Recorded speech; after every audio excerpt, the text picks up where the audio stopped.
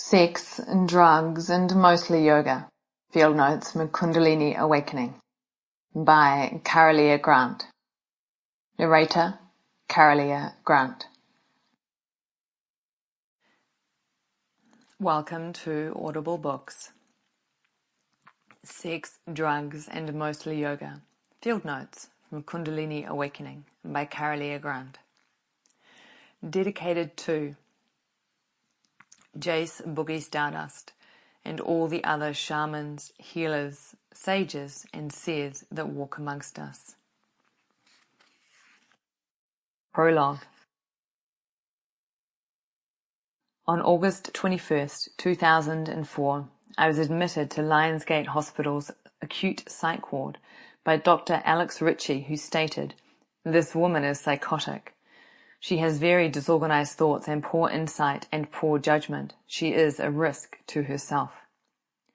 My Canadian fiancé had driven me from our home in Whistler, Canada, to the Vancouver hospital late on Friday night.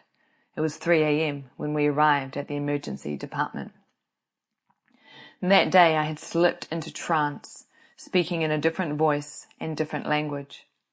There is no mention of that language in the hospital notes, although my fiancé heard it clearly, telling me later it sounded like ancient Egyptian. Dr. Philip Severy, who wrote the consultation report on that August visit to Lionsgate Hospital, saw me the next morning.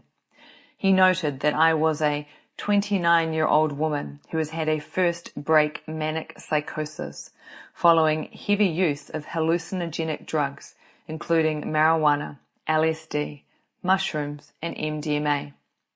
She is unable to protect herself, behaving bizarrely. She has no insight and is in denial of reality, therefore cannot be admitted as a voluntary patient. Like much of the hospital's records of that stay and the second stay I had a month later after a second manic psychotic break, there are inaccuracies in this assessment. The heavy use reported by the doctor referred to half a tab of acid, 1 MDMA pill, and a gram of mushrooms I'd had the previous weekend at a 4-day music festival. I'd also smoked 2 joints that week.